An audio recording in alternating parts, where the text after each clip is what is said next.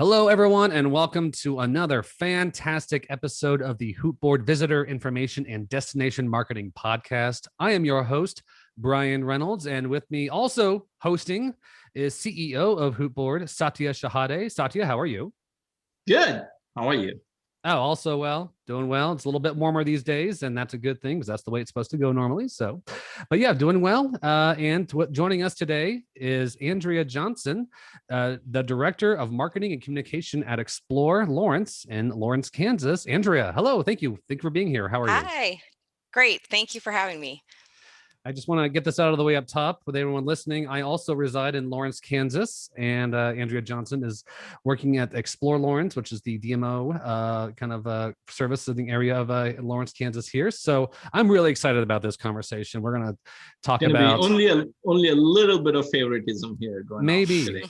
A little bit. I'm big fan of Lawrence. You're going to see Satya that we really do love Lawrence and how much we do. So but I'm excited to talk about this, talk about what's going on. The summer is coming up. If some people count it already here, but I think June 20 is the official day, but we're looking forward to it. But first and foremost, our favorite question to ask our guests, Andrea, we'd love to know about your career journey in becoming a director of marketing and communications at eXplore Lawrence. So is it okay? Can you take us through that a little bit and get to know you a little bit that way?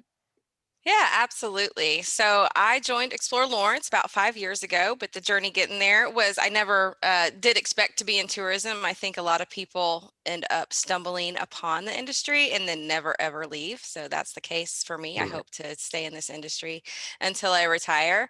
But my background is really in marketing. I graduated from the University of Kansas, which is here in Lawrence. I'm not originally from here, but I came here and I love the place so much that I'm still here.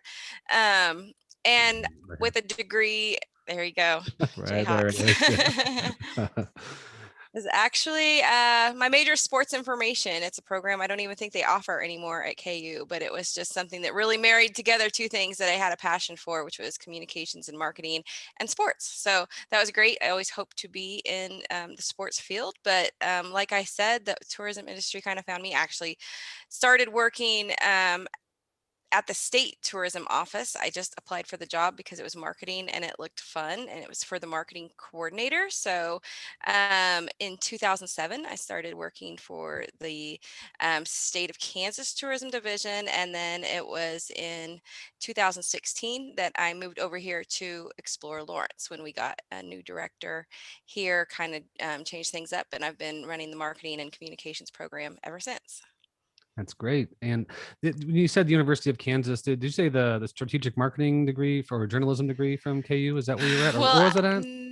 it's kind of funny that program was housed within the Department of Education. So Oh, I okay. have a That's pretty bachelor's neat. of science in education because all the sports stuff was in the education department. Okay, So okay. although most of my coursework was actually in the journalism school.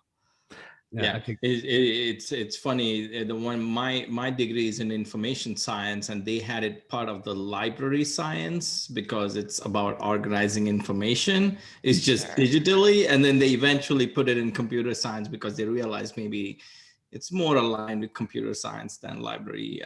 This thing. So it's funny how they figured this out over time. Yeah, in my For sure. resumes I've sent out, I just say when I say strategic communications, or technically it's a journalism degree, but I say I took the strategic communications. I just say marketing. Like, I majored in marketing. That just go with that. Yeah. Then if you want to drill down a little bit more, we go that It's way. really PR, but yeah, right. you passed pretty well for marketing. And Andrea, there's also like one kind of action item you just kind of let us know there. You applied in 2007 for the marketing coordinator position. So I think the marketing coordinator, that's always like the coordinator level. That's usually is that more the entry junior level kind of thing? So if you're graduated, you don't know what is you need to apply for, what you're qualified coordinator, that's a good level, right? Usually to go for those. Absolutely. And I learned so much. I mean, it was just my foundation for tourism and got me catapulted Awesome. to where I am now. Awesome. So yeah, it's a great place to start. Did you know? Let me. And this is something that we always kind of wonder, right? How new people. We want awesome new people in this industry. Did you know that tourism marketing a field like this even existed before that? Did you know it specifically? Well, it's kind of funny because You do, but you don't, because you absorb it and you see it, but you don't really Exactly. realize that it's an industry to work in. Because I mean, probably one of the commercials that I remember the most from my childhood was a state tourism commercial. Brian, you might remember the Yeah. Kansas Oh yeah. jingle. Oh, there you It go. was and it was their very first tourism campaign I learned when I started working for tourism. But yeah, it was something that I would see all the time, but like I said, I didn't It's really realize yeah, that was an it's to work. definitely one of the most under least talked about, pieces of work. If a kid asks me, hey, what should I do when I grow up? I don't know if parents specifically go in and say, hey, you're going to go into marketing of destinations, right? Like Right. nobody, yeah, it's you would say marketing, obviously, but nobody thinks it's like that. So it's Yeah, interesting. it is. And I also, to play on that, Andrea, the one marketing campaign I remember just popped in my head was the Visit Branson, Missouri. They played like, oh my, I remember just growing up, like there's a lot of those commercials that they must have been trying to get us to go to Branson. Apparently they were. Yeah. They played that, but yeah, I remember some of the Kansas ones growing up as well. And yeah, it's a lot of fun too. I always like seeing, because you get to see all the images across the state. It's always like, Hmm. sunset out over wheat fields or something like that. So Yes, absolutely. well, That And is talking about, what I'm referring hey, to. Bryan, talking about marketing campaigns. I mean, and maybe I'm jumping around a little bit here, but um, I'm on the website right now, and unmistakably, how did you guys come up with that word? Like, how did you guys latch on that? That's pretty good. unmistakably Lawrence. Unmistakably. One word catch for a city.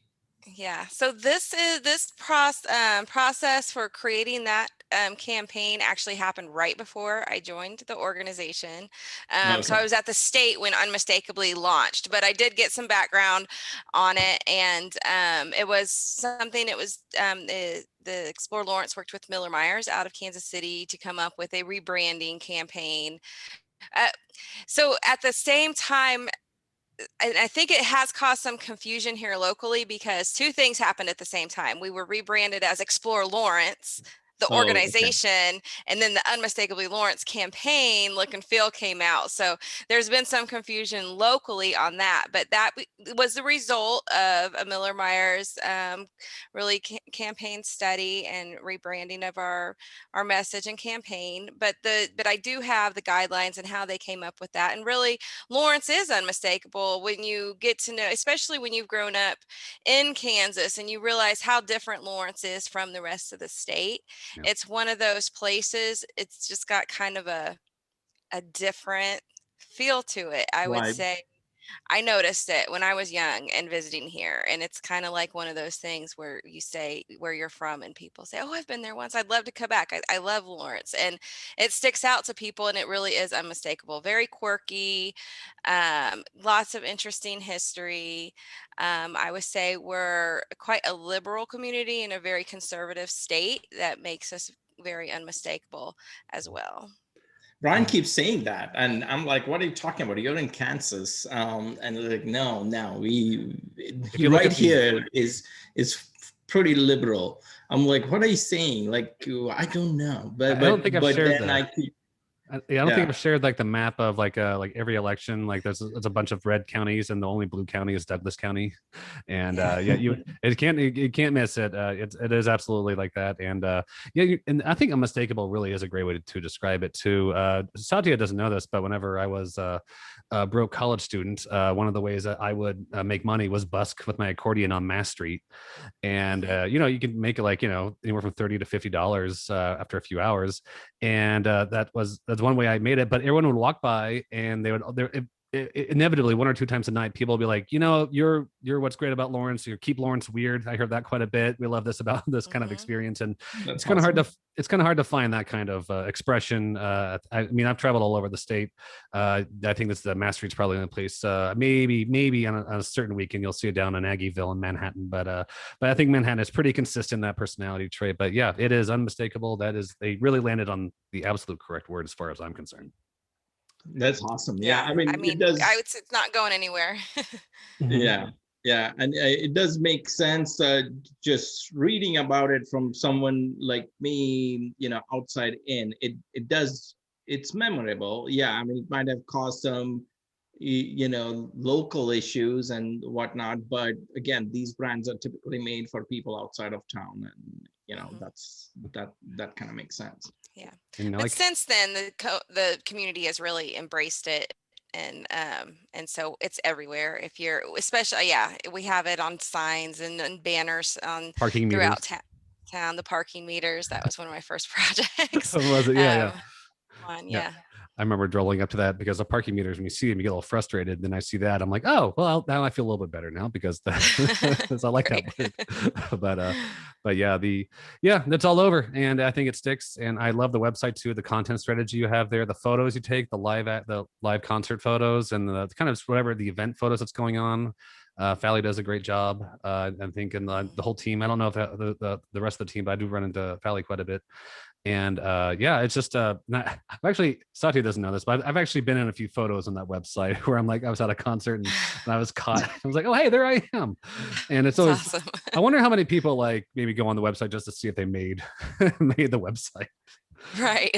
Yeah, We So should do something like that. Some crowd pictures. Find yourself in the crrowd. yeah, yeah, that's You're probably a fun throwing idea. ideas at me. Yeah, let's spitball ideas. Yeah, for sure. And speaking of ideas, if it's okay if I move on to the next topic here, there's obviously a lot of initiatives. I'm sure a lot of projects, a lot of great ideas, and a lot of things get executed. And we there's I'm sure many things to cover. But there's this one back and forth we had that was very interesting. It was talking about this thing called a virtual press trip for 15 travelers, and it was part of the Women in Travel Summit. Can you talk a little bit about that and what's going on there? Yeah, absolutely. So the Women in Travel Summit is something that was going to be coming to Kansas City in 2020 and got postponed due to the pandemic. And for that, we were going to host 6 of the people who were attending that summit. And so the people who attend the summit are travel writers, influencers, bloggers, people like that. And so we were going to host 6 of them in Lawrence, for an overnight before the event, and that got postponed. And the Women in Travel Summit has been very flexible, like we've all had to be, and have come up with some different solutions to get DMOs like us in touch with these influencers. And so one of those opportunities was this virtual press trip. So with that, we basically had 1 hour to show off as much as we could about Lawrence. And it was really great that process. The writers and influencers had to apply to be a part of the program. The Women in Travel Summit people kind of matched them up to our community, and then we hosted them, and it was a really great experience. It's something we did see Branson do a virtual tour, fam trip, and that we thought was interesting, and wondered if there might be a place for us there. And so we made those calls and contacted our partners, asked them to submit videos, and it was incredible. I thought I would get a lot of videos that were already created, but many of our partners, attractions, museums, even restaurants, created videos specifically for the event. And I'm telling you, it was a jam-packed hour full of videos. We had some live trivia to go along with it, some Q&A time. Not too much Q&A time at the end because it was so packed full. I wanted to have more live interaction, but in order to get as many partners as possible on there, we did it that way. But it was incredible. And each of the travel writers then are required to write a blog and post at least 2 posts to their social media. So we're getting all kinds of earned media results from this trip, and it was well worth the time. that's awesome. That's awesome. And they agreed to do that. They were open to doing that and posting it. Is that was part of an agreement, or that was just Yes, that something? was a part of the agreement with the Women in Travel Summit requirements. So they set it up like that. So it was great. Oh, And okay. we also had the opportunity, we got all of their shipping addresses. So we sent gift boxes to them each ahead of time that had some local products in them, including like candle from Waxman Candles, some soap from Body Truth, some just in some unmistakably Lawrence swag to have. And some of them had their candles lit, and it was great. That's awesome. That is awesome. So yeah, take me, I mean, just a couple follow-ups. So like you're engaging with people virtually, and they were, so did you send them like kind of visuals of Lawrence, or did they didn't travel here? No, this was like all online to accommodate the situation of traveling, this kind of, you send them visuals and they react and created content around that. Is that what I'm hearing? Yeah, so the content of the press trip were pretty much videos. We had it broken up into different sections. So we talked about history, did some history trivia just to get some fun facts out there about the important, really, Lawrence's founding, and then went into video from our history attractions. And then we talked arts and culture and kind of themed it like that. Beforehand, I sent them all of the places that we would be talking about, their hashtags, their links to their site, everything, so that if they were following along and wanted to do social media posts, they would have everything they need right there. And then I followed up with a photo library for them to use in their blogs. So, and some of them have asked for a few other things. And one, I'll shout her out. It was from the blog Rock a Little Travel. She actually came after the virtual press trip and visited in person. So that was really exciting. That's awesome. That's awesome to come back down. So how are events now there? I'm curious, how have you guys opened up, and So what we're seeing, our events calendar is starting to fill up. Lots of like live music, outdoor live music on the patios, things like that. We're hosting our first kind of big event this weekend. On Saturday is our Pride Parade and party. And people are so excited, but mostly, so that is going to be a march down Mass Street, and then at Abe and Jake's, which is an indoor facility. It's a larger facility than usual, so they're practicing social distancing, hopefully in there. But I mean, there's so much chatter about it. And then another one coming up. So June has kind of been what we've identified as our dinner bell. We're starting to ring the dinner bell, like things are things are starting to happen again. And so the Act 1 of the Free State Festival will take place at the end of June. It's a film festival, film, music, comedy, arts. Typically there's indoor screenings, but these are all going to be done outdoor drive-in style. So, and then we'll actually bring back some people in the fall so we can do some indoor stuff and talk about things. So it's exciting. I mean, it's looking to be a really cool event, done differently than we've ever done it, but I think it'll be really neat, really neat. It would be interesting if it turns into a part outdoor event going forward, because people liked it. I mean, I don't know if you guys want to, but it would be interesting if that kind of impact happens just out of what you learn out of this event. Right? Yeah, I think we'll learn a lot. I think it'll be great. It's taking place at so many different venues throughout the town that would not have taken place before. So, correct.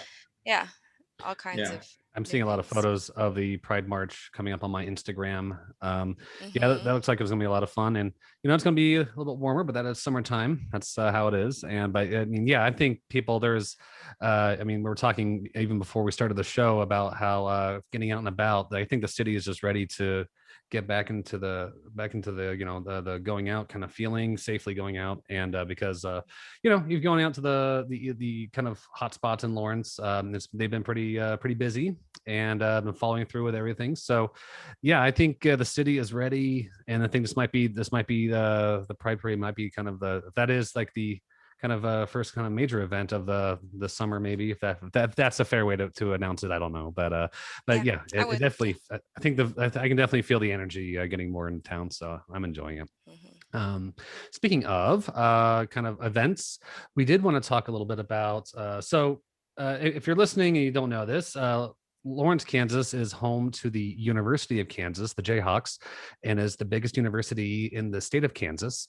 And so we wanted to talk a little bit about kind of big events. Destination marketing events obviously is a big part of that. And obviously any university you have, there is a commencement in May or at the end of the spring semester, and that brings in a lot of families and a lot of a lot of celebration, big parties, and the like. And we wanted to talk a little bit, Andrea, about how was that accomplished this year in Lawrence, considering the pandemic is kind of changing course a little bit now, and we bring in all these families across Kansas, across the country, to be honest, and kind of communicating with them what the rules are, the strategy to talk to the visitors on what the mandates still are, where they can go, where they cannot go. And, there's tens of thousands of people coming into town. And so there's a pretty big responsibility to take on. So can you talk to us a little bit about commencement in 2021 in Lawrence, Kansas, and how was it on your end? Yeah, absolutely. So early, very first of May, we got a reach out from the Lawrence Douglas County Public Health Department to say, oh my gosh, we have all these visitors coming. And we were basically one of a handful of communities in Kansas and probably just a handful in the region that still had a mask mandate. So we're going to be welcoming all of these people, lots from Kansas, from communities where the mask mandate was not in effect. So the goal then was they came to us to help with messaging to make sure that that our visitors knew that there was a mask mandate in effect. And while all this, so because last year graduation was canceled, we had 2 graduation weekends this year. So 2 back-to-back graduation weekends. And so every year we always do graduation bags at the hotels. So gift bags, basically welcoming people to graduation. So first things first, we basically created a whole toolkit for our partners throughout the town to use to spread this message. We have, throughout the pandemic, been very closely working with our chamber, the health department, Downtown Lawrence Inc., at the city, and the Lawrence Restaurant Association to make sure that we're all spreading the same message. So we put together some messaging that people could use to post on social media, flyers that could be printed, and signage ideas. So we got on a lot of marquees throughout town, just reminding people to wear masks. And of course, we had masks available at the visitor center if anybody needed to get one. So we put a toolkit together, got it to our hospitality partners and stakeholders, and then also got the chamber in downtown Lawrence to spread that message. And in the midst of all of this, I think right in between the 2 graduations is when the CDC announcement came out that masks weren't required. So it was like, we just sent all these flyers to the hotels. They called a special meeting. I was like, what are they going to do? They're going to take away the mandate, and all this signage is out there. We have big marquees, but they left it intact until the end of the month, which was actually a relief for us. And I think we did an excellent job of getting the word out, and with all of our partners as well. That's one of the things, not to plug ourselves in, but generally digitization kind of helps us so much with like last minute updates and stuff, generally speaking. Yes. It's interesting how, and we are excited obviously about how the communications aspect of it, as Bryan was kind of asking you that question. I was like, oh, wow, like now destination marketers also have to be public health communicators. It's a hard job to begin with, and now it's getting even harder, right? But with technology coming in, whether it's mobile apps or other things, it's kind of getting easier, but it's not there yet. And things like these still happen where you have like a mass communication campaign that you are in the middle of, and something on the top changes entirely in a 360-degree or 180-degree way. So it's interesting what you guys went through. Just exactly. Well, the good thing was we do have what we call the COVID-19 visitor dashboard that gives a quick glance of, this is the situation, the COVID situation here, like our percentage rate. We have what we call the Lawrence Promise, which is this very similar campaign to what we saw throughout the country of places who have signed a promise to put these procedures in place, and then what current travel restrictions are in the state, and just an at a glance thing. So we did have a QR code on the flyer, so at least that was there. So there was still that digital aspect to it, but it does always see, we don't do a ton of print, but it seems like every time we do, there's always a change.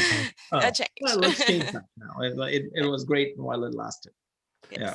Does So yeah, go ahead, Bryan. Yeah, I'm curious because I'm now having flashbacks of when I moved here as a freshman in college. Actually, I think it was more I was a junior in college actually at that time. But it's like my favorite thing of the welcome bag that we always got at KU. I don't think this is probably a demo thing, and maybe what it is, but it always had like the greatest coupon book.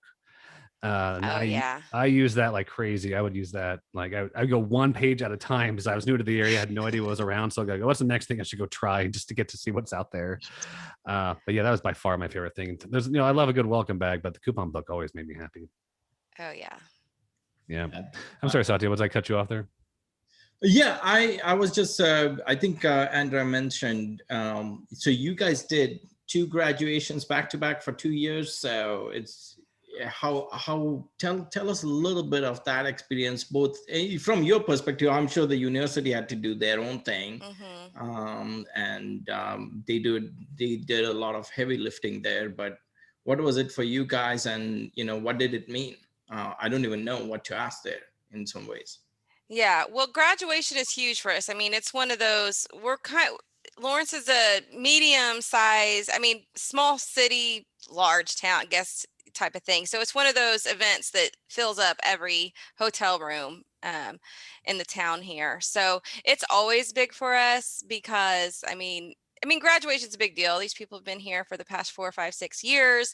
We're always, and we're welcoming them from the very beginning. So it's kind of this full circle thing. So we're always, the university is so important to our community. And I don't know if the numbers are out yet, but do you think it helped the hotels out there with their numbers, or playing some catch up from last year in terms of their revenues and ultimately your revenues? So we haven't seen the numbers yet. It was busy, I can tell you that. But it's an outdoor event, and the first weekend ended up like almost all of them got canceled, so they got pushed to the next weekend. So I don't know how all of that. We haven't seen the numbers yet to really. We talked to people; they were busy. We noticed, what we noticed while we were in town. Yeah. So I don't know how many came back again. Yeah. It'll be interesting when we do get those numbers. Yeah. I'll back to you, Bryan. That's something that came up in my mind. Well, I hope that's as Andrew was saying too, like there's no I remember I was walking down Mass Street, and every time I get a haircut or go out to have a food or a drink, and I realize how, like, when you see the college students, especially after a certain when the time gets a little darker, and then the college students start coming out, and you realize how important the university is to the town, because it drives just a lot of the energy, a lot of the and that's funny too, because when I was first moved here, the college experience is what I was used to, and then when I started my family and bought a house here, then there's that Lawrence, and that's a completely different, like, it doesn't even feel like the Lawrence I was in like 10 years ago. It's like, oh no, this is like a professional, this is where we work and we have the kids, and we I remember driving down to we're down on 19th Street down by the campus. So like the campus has been developing more stuff that I haven't been on in forever. They added new buildings. I'm like, this is new, but my wife and I were like, well, we haven't been here for a while. Like an area we were always at every day, that was Lawrence, Kansas to us, and now it's just completely different. And but it's just funny how that at different stages of your life, how that changes. But it is, I think we do like not live and die, but it is like the lifeblood, I will say, of the city.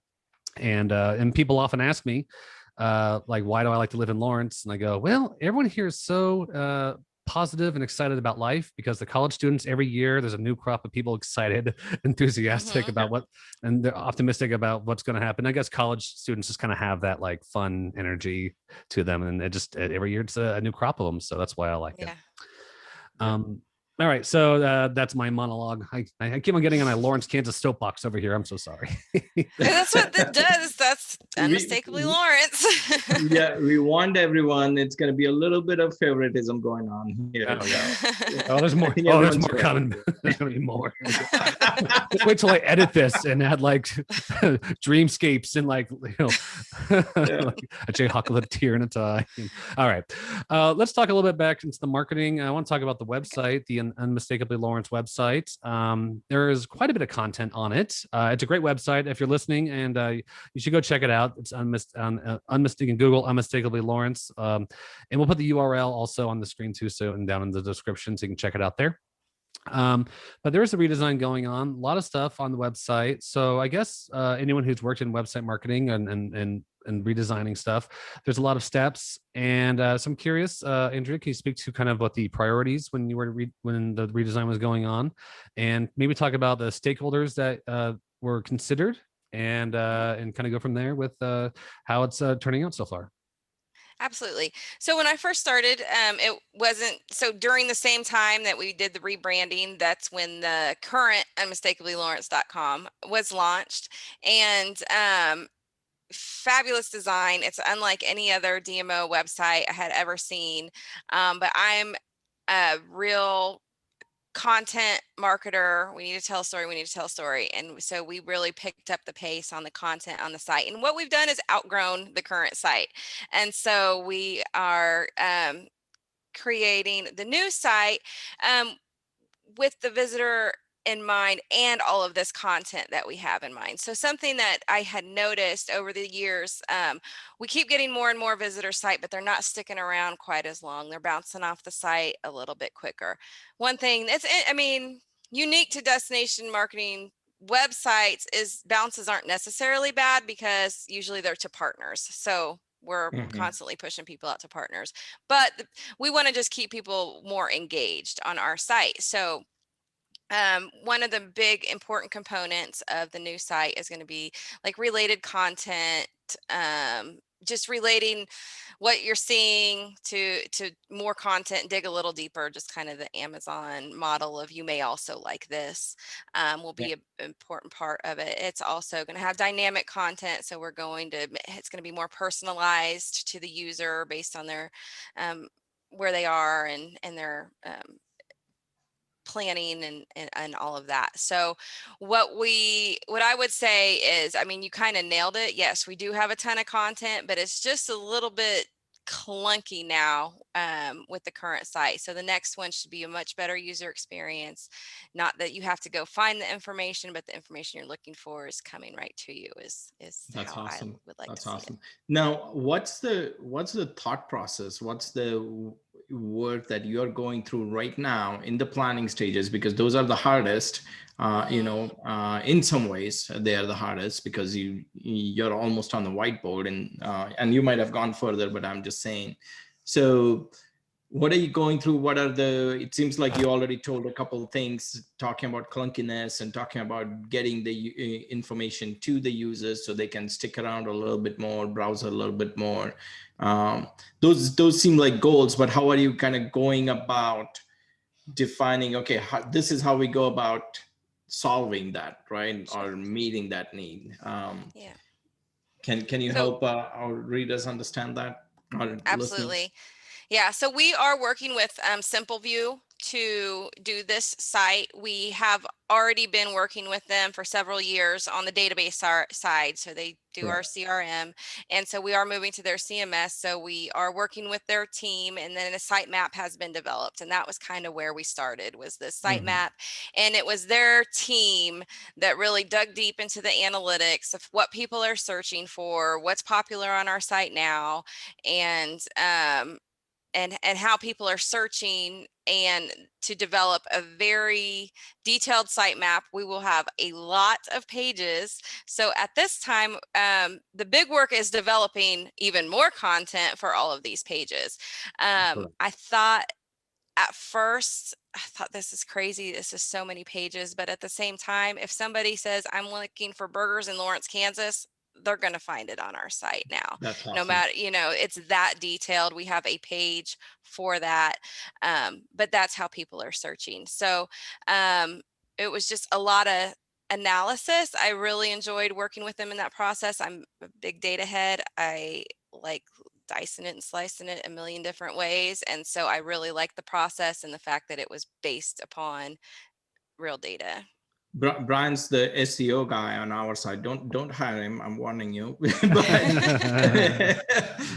Bryan's the SEO guy on our side, and he kind of goes and analyzes. And they're like 5,000 visit Kansas. That isn't Kansas City, right? 5,000 pages that were ranked in SEO, and that's they like were. a great way. Yeah, visit KC. Yeah. They were doing. They were crazy amount of pages that were just used to rank across different types of content. So I guess you are going to be busy for some time creating all of that. Yes, content. Yeah. I know it's content and header images and copy. That is my life right now. I know that exasperated sound. Oh yes, it's going to be a mountain to climb. I think I know my favorite part of I think I know the best part of the website is, though. I think I know what probably the most popular is. It food specials and drink specials? So that is funny because we don't promote that at all. And yes, it ranks up there. Wednesday, people are looking for food specials. Wednesday food specials rank up there above all other days of the week. It's Wednesday. That's when people are looking. Well, yeah. Awesome. Again, not to talk too much about us, but I did want to say this is kind of funny, as you might appreciate this, Andrea. Is like one of the ways we promote our product on Hoopboard is it's a content management system, and I used food specials and drink specials as an example, and it can be. And I actually, you can probably see me on the website, kind of like using. I took a few screenshots. I hope that's okay. I'm sure we don't mind on that one, but yeah, it was. I back in college, whenever it was time to make food specials, especially now, like the kids eat free restaurants throughout the week. You better believe I'm paying attention to those. But yeah, there's a restaurant just down the street from us. I'm like, oh, the kids eat free on Monday, I'm going there and with the kids. Right. But yeah, the drink specials, probably when you're in college, that was like by far the most popular thing. It's like, if you only have like $22, like how far can I get this $22? Exactly. Yeah. So I love that. Yeah, part of it. but I won't say always. Pandemic times were obviously different, but our events calendar is the top viewed page on our site. Yeah. Consistently over the homepage. People are always searching for things to do. So yeah, and we're really, and I would say this last month is where we've just seen it just really shoot through the roof. No, this is something that we always kind of with some of our university clients, or even just generally universities, but I wonder if this spills over to you guys.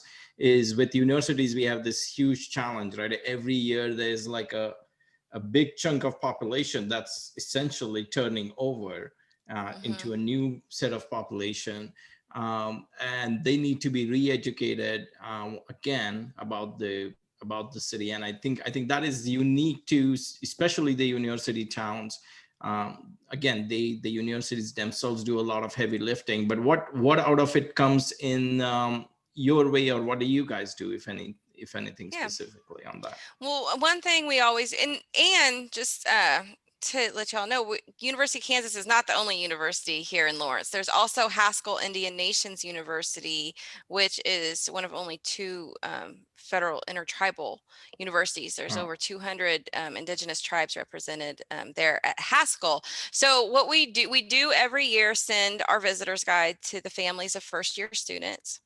And we also work with orientation at the University of Kansas to provide content. We have content on the university's website, and sometimes, we'll do different things. We've done scavenger hunts with downtown Lawrence, and just provided information, make sure they know where our visitor center is, and that they know about our website. But the main thing we've done for many, many years is always send that visitor's guide to the parents of first-year students, and then work with orientation to make sure information is there early on in the process.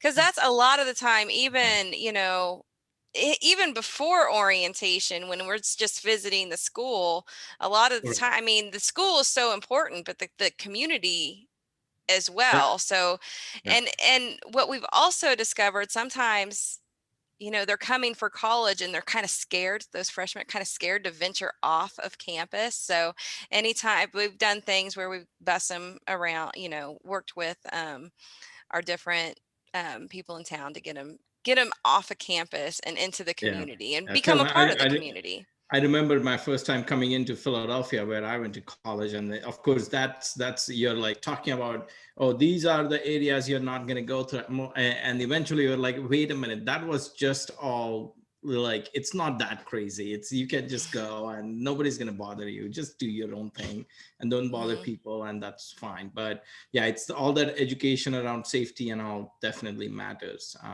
and I'm sure you guys are doing a lot in that front. But it's interesting now, in terms of specials and all, how they can draw people out for things like these, right? Is that helping? And I wonder if there's metrics around it at any point that people have gathered, or you could gather. Yeah, I mean, I don't know about like how the redemption of the specials. We don't. So currently it's just like daily specials with our current site, like anytime, because we're working, I don't know. We'll have a lot more flexibility with the new site to add more coupon types and things like that. But right now it's just the daily food special. So it's not like you need to actually redeem something. So Yeah, it's hard to measure, but I can say I do believe that it has driven business because it gets so much traffic. correct. Oh, Right. for sure. And it also, like, yeah, in terms of driving business, like, I mean, even if it was like Satya introduced me to the term about a year ago called loss leader, like, even if they are like breaking even or making $1, it's like, well, I'm getting introduced to a new restaurant, and then like, oh, this half price burgers area, like, or if it's Henry Mhm. T's, or if it's if I'm trying any new burger joint, like if it's Casbah or Dempsey's, I'm like, oh, well, I haven't been here yet. And the first time you go there, obviously, Andrea, I'm sure we go in there, like, oh, this is amazing stuff, and you become like a repeat customer whenever you Mhm. want. And a lot of that is just like getting someone through the door.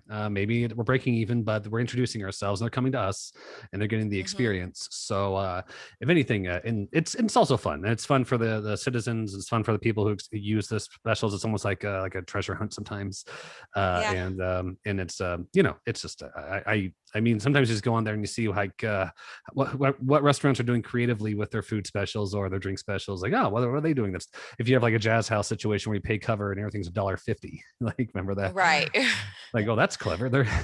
That's amazing. So, but yeah, I'm doing a lot of name dropping here too, Satya. I'm sorry. Like, these are all local businesses and bars that anyone from Lawrence listening, probably, I assume, knows about it. So, Oh yeah, I just thought you were making up those names, but no, these are now not I made up. realize they're real names. Real deal. These are real. I'm basically walking Yeah. you through my, like, when I'm off of work, and like what I go enjoy and go to. Like, oh, this is where I go to. This, my mental map of Lawrence. And There you go. but yeah, and I'm looking forward to coming back around. And I guess before we go, I mean, this is not kind of a thing we had planned to talk, but I am kind of curious. This popped in my head while we're talking about the importance of the universities, both Haskell, a great university, and KU. And they do obviously drive a lot of interest here. And I'm just curious, Andrea, I'm sorry if this, I hope this is okay. Just want to know, like, what about when it comes to like conventions and stuff that in Lawrence itself? Like, I'm obviously a citizen here, and so I'm not really privy to what that drives. But is Lawrence popular for any kind of specific convention that people like to come to? Maybe lesser known things like, I don't know, EMTs or paramedics, or I don't know, softball coaches or something like that. So we're big on youth sports is huge for us. Not convention, but Sports Pavilion Lawrence has all these basketball courts. We are the cradle of basketball. We can Mhm, get mhm, into mhm. that, but the Oh, yeah. inventor of the game of basketball was the first coach at the University of Kansas, and we're There all you go. crazy Mhm, mhm, mhm. basketball fans here. So we're a great basketball destination, but also for youth softball, baseball, and then with the university here, we bring in some major events, university events, NCAA championship type of thing. Sometimes at Rock Chalk Park with the track. That's really Oh awesome. yeah, yeah, yeah. That's But as far as conferences, so we did just send out about 800 visitors guides in preparation for next year's the Fur Traders Association. Fur They're traders. coming Oh, back nice. to Oh, Lawrence, so that's an interesting one. that's a great, yeah. They'll be out at the fairgrounds. Let me think. I don't know if there's anything else that continually comes back, but what I would love to have come here is the Supernatural convention. Oh, So that would be a there great is a fit. tie for the show Supernatural. Oh Sam yeah. and Dean were originally from Lawrence, Kansas in that show, and we get people all the time that will come to take a picture by a sign that they actually took a picture by in that show. And it's just amazing. That's why we changed actually the navigation on our site from Haunted Lawrence to Supernatural Lawrence, just so we could make sure that we're grabbing that traffic. So they've had big conventions for Supernatural in Kansas City, and I'd love to see that in Lawrence. That's just pretty neat. Oh my gosh. Pretty neat. I hope we get that. Yeah. To keep getting after that one. That one sounds like a lot of fun. And yeah, I just love stuff like that. Like the Fur Traders. You never know, like kind of everyone has a conference, right? So this one, you never know what you're going to get, but I just love that there's a big community of fur traders who come visit Lawrence. I know. Isn't that cool? Yeah. Yeah, but we do work with all types of Kansas associations and regional associations to book conferences here. And those to me are so important. Well, for one, because we are a very popular weekend destination. So those really help us with our weekday room nights at hotels and whatnot. And I just firmly believe Lawrence is that place, whether it's for a sports tournament or the first time you came here was for college, or whether it was for a conference or something like that, that it's a place that you're going to come back to enjoy leisurely. Next time, or at least tell somebody about.